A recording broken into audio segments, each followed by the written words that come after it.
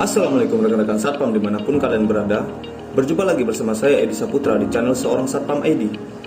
Saya harap kalian semua diberi kesehatan, rezeki yang luas, dan dilancarkan setiap aktivitas kerja baik pagi, sore, dan malam hari. Sebelumnya saya ingin mengingatkan kembali kepada rekan-rekan semua untuk terus dukung channel ini dengan cara subscribe, like, dan komen yang positif agar channel ini bisa berkembang dan terus memberikan informasi menarik seputar dunia satpam dan lain-lain. Jika sudah, mari kita mulai.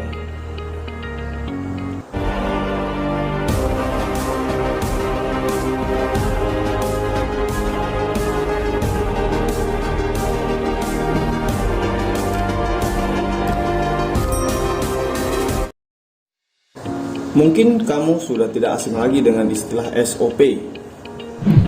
SOP adalah kependekan dari Standard Operational Procedure. Secara mudah, SOP adalah panduan yang berkaitan dengan prosedur yang harus dijalankan. Contohnya, dalam sebuah perusahaan, SOP perusahaan adalah segala panduan yang perlu karyawan lakukan untuk mendapatkan hasil kerja yang baik. Aturan ini sendiri tidak hanya soal bagaimana menyelesaikan pekerjaan. Ada SOP jika terjadi bencana, SOP jika karyawan izin, SOP jika karyawan akan pindah tugas, dan lain sebagainya. Intinya, SOP ini akan mengatur agar segala sesuatunya berjalan dengan baik, benar, dan juga efektif.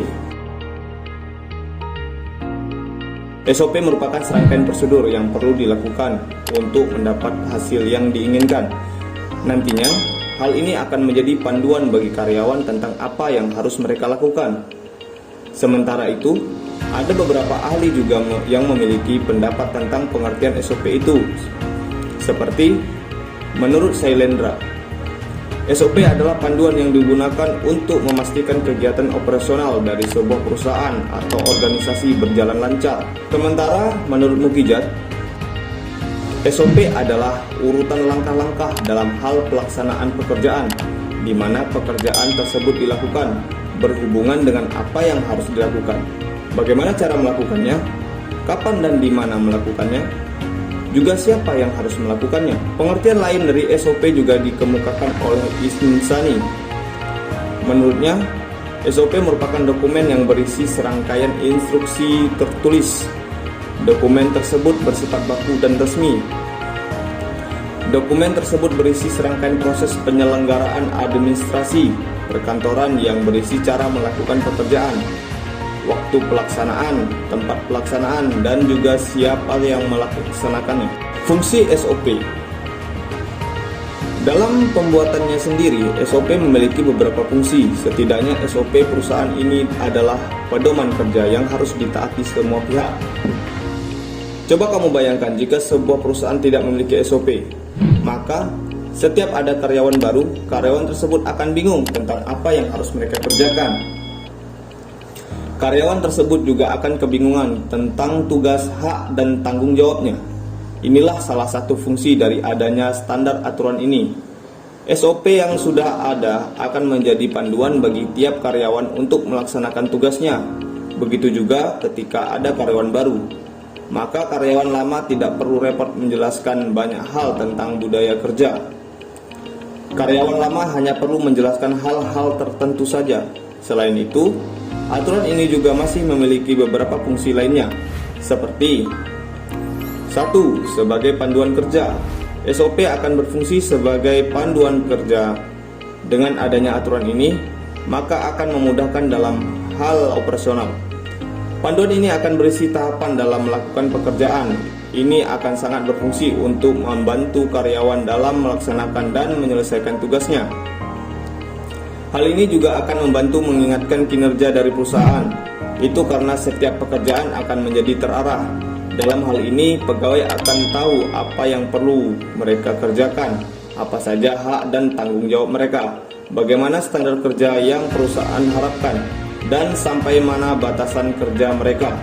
Lebih lanjut, aturan ini akan membantu perusahaan untuk mencapai tujuan.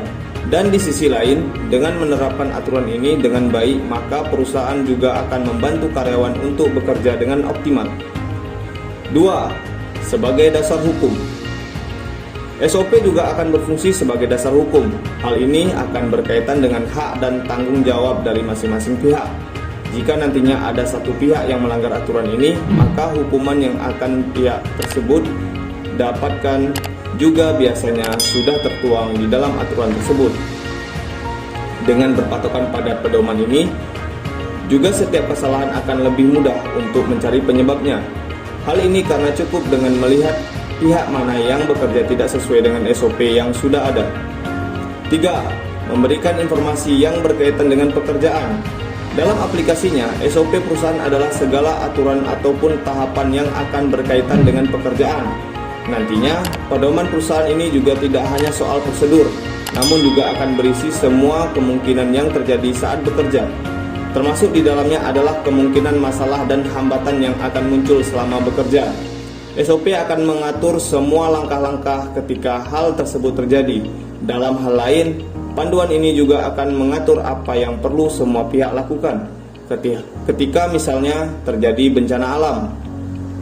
4. Pedoman disiplin kerja. Inti dari SOP adalah aturan yang perlu untuk semua pihak ikuti. Di dalam aturan ini juga berisi konsekuensi yang akan mereka dapatkan jika melanggar.